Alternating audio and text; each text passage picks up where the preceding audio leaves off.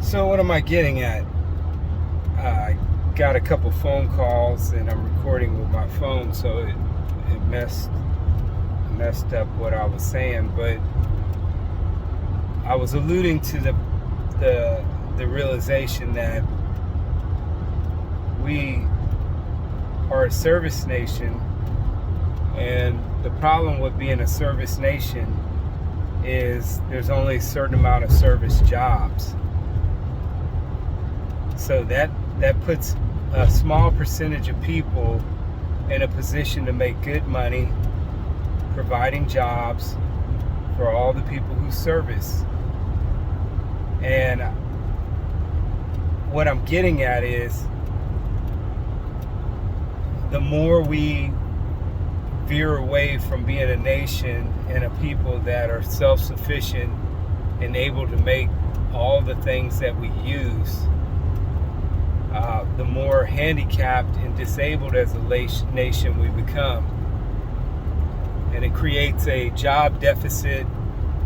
It creates it weakens us. Because it's one thing, if we make everything that the world makes, then we compete. And then it's just a matter of who has a better product. So if we make 30 different cars and every other country makes a certain amount of cars, then guess what? We all can compete, compare. But if nobody buys our cars, or we don't buy cars from other nations, we still have the cars that we make.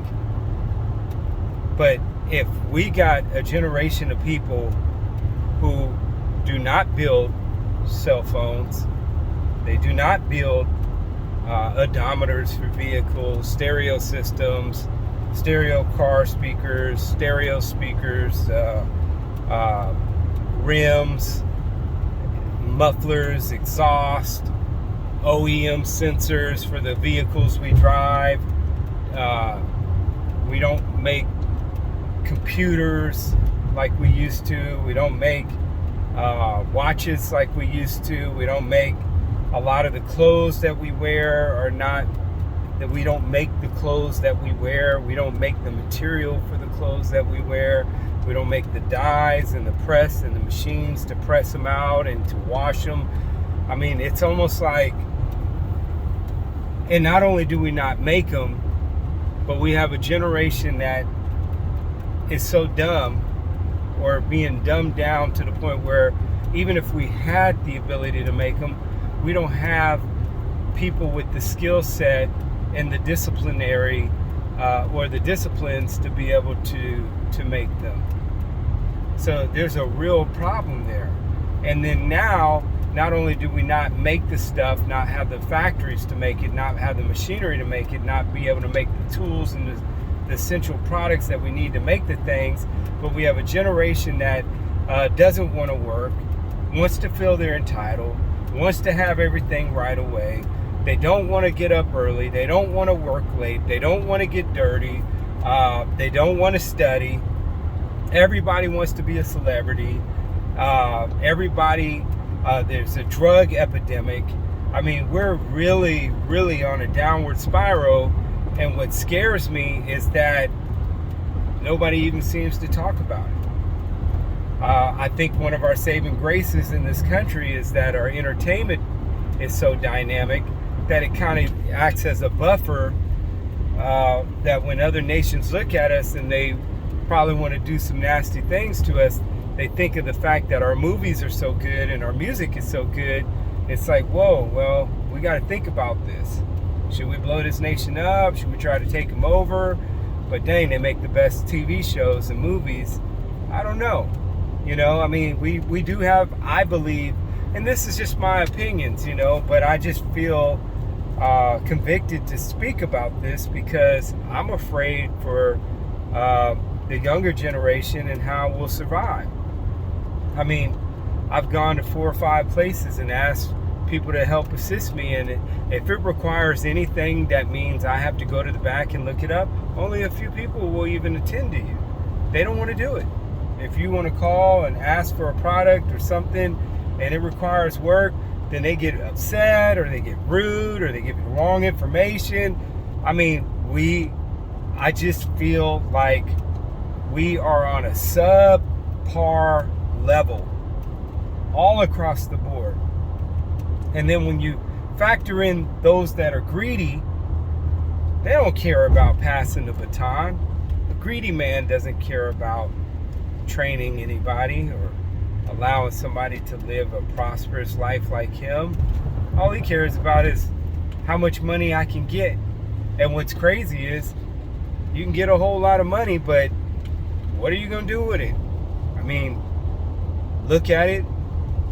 You're going to die with it. And then you got all these different accounts that you put your money in. Your kids don't know about it. Nobody knows about it because you don't trust nobody. So it'll just end up getting lost in some crypto wave or going straight to the government anyway because of your selfishness and greed.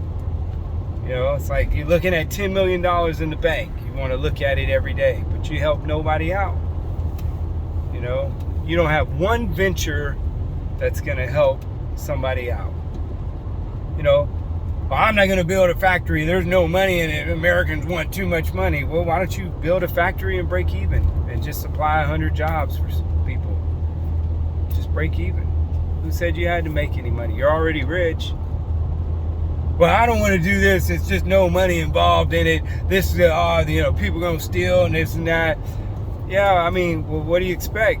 People are going to steal. They're going to lie. They're going to rob because that's what happens to nations that are unbalanced is you get a nation of pirates, bandits, schemers, thieves, liars, people making promises they can't deliver, whatever they have to do to survive.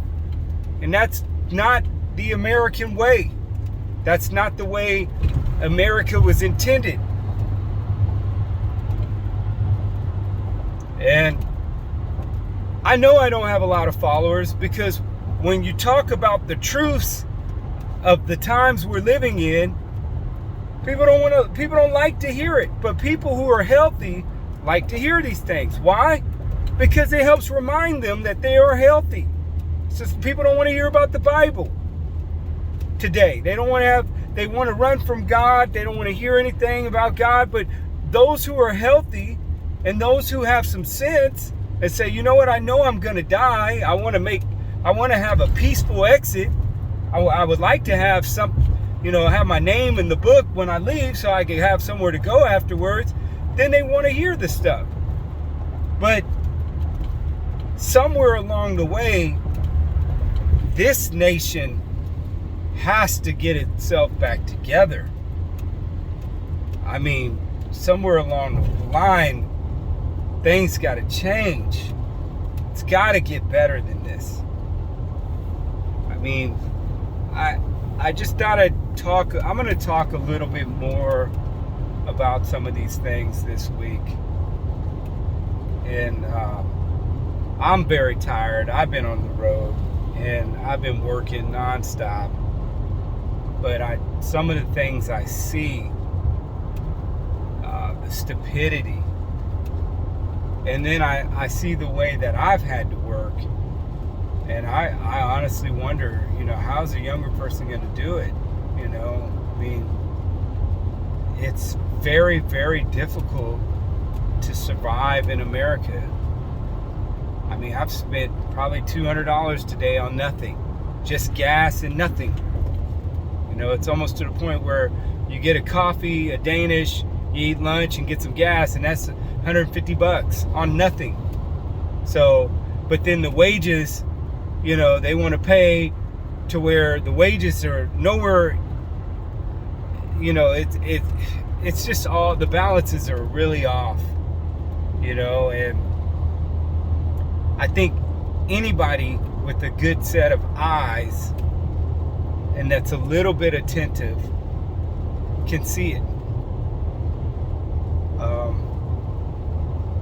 So that's just pretty much it for tonight. I just wanted to talk a little bit about we have to somewhere go back to our roots of being able to build. I would encourage people plant that seed that we got to go back somehow into making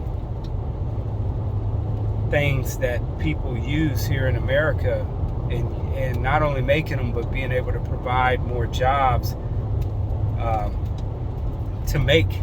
to move us from being a service industry and into a more of a production building country, where we can build and make things again. And we're not taste testers. We tell you all about the latest iPhone, but yet we can't do anything to work on it. We can't even figure out what's wrong with it when it breaks. We have no clue. Why? Because of our educational, because of many of our educational limitations, and also the lack of education being presented to people today. Or just, I don't know, I'm just expressing my theories and beliefs on this. But and don't get me wrong, there's some schools and there's always an exception to the rule. There's some people who have their own businesses in US made factories, and there's some schools that really teach people to be brilliant. But I'm talking about the masses. I'm talking about the whole picture. I'm not talking about the exception to the rules. And thank God for the exception to the rules, because that's one more sustainer and one more point for America.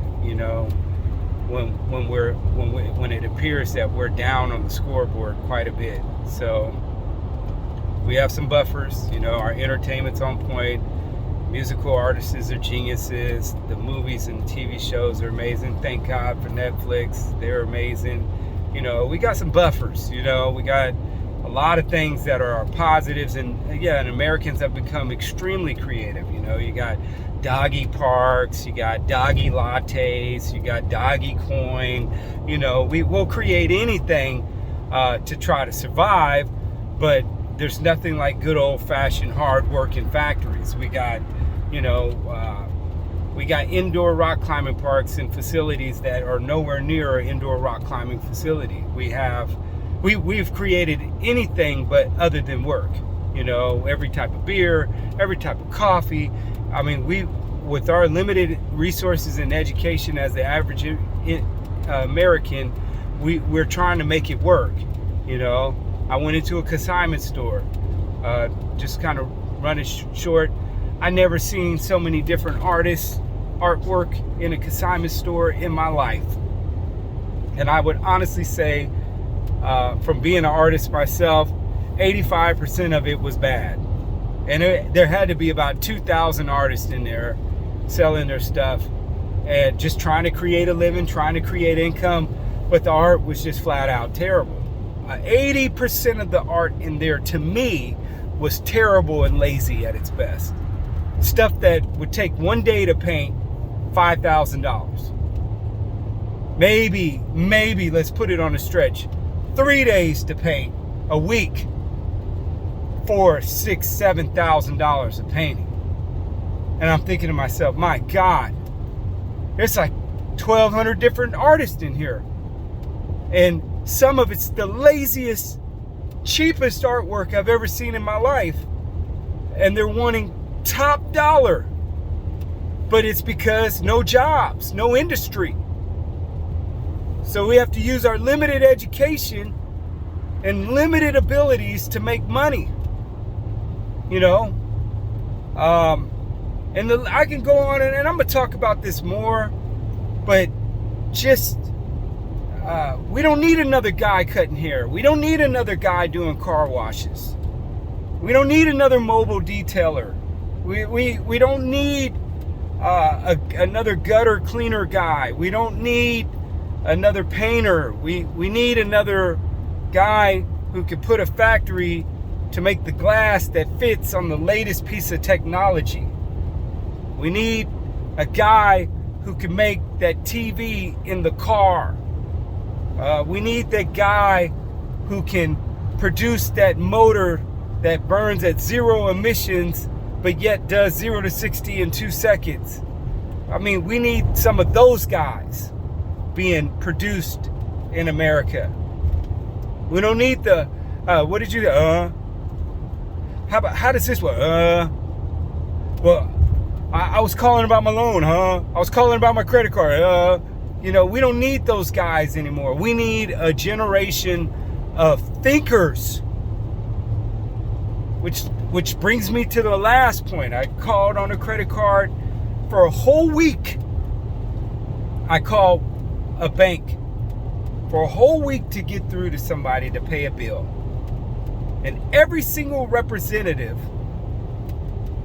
couldn't fix a simple problem. And I finally got a hold of a guy who said, man, I see what's going on, man. And I'm not only going to fix it, I'm going to send you out a new card. I'm going to reverse these charges. I'm going to set up a proper payment date. And he just went on a list of things to get corrected. And I said, you know what? What was this guy's name? I can't think of his name. I said, this bank needs you. I said, because even though this is a major conglomerate, a major bank in America, I said, it's one of the worst banks I've ever dealt with in my entire life. They have zero loyalty to their customers.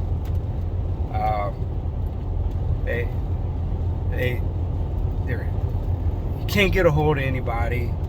You Google a specific number in their department, they give you 1,000 different numbers. They have the same ringtone for 9 years. It's enough to drive you crazy. I said, you're a diamond in the rough in this terrible banking company right here. And they need you. I said, and I thought to myself, I said, God, man, such an easy job. And the average person here in America can't do it right. Just an easy job. How can I help you, sir? What's the problem? Take the account number, take the social, pull up their account, fix the problem, go on to the next call. Can't be that easy. You got to catch somebody in a bad attitude and they give you 28 different verifying questions. Can't seem, the computer's slow. You can hear an alarm chirping in the background because they haven't changed the battery. They're working from home in their underwear, watching Blacklist at the same time. Kids crying in the background. You can hear kids crying in the background sometimes. And I don't mind all that. You want to work from home? That's great. But at least have a computer that can allow you to pull up my account information. But if I'm driving and I'm trying to handle a bill and it takes you 11 minutes to pull up the account, and then you're sloppy about what you're doing on top of that, and you can't seem to rectify the easy problem, that's enough to drive somebody nuts. I mean, it's like, that's what we're producing. That's where we at. And I told this guy, I had an epiphany at the same time. I said, finding somebody like him these days is becoming a rarity. And I'm just gonna leave it at that. I don't know why I brought that up, but I brought it up to just to kind of elaborate on what I'm talking about. And maybe this will fly over people's heads. Maybe somebody will get it. But have a good night.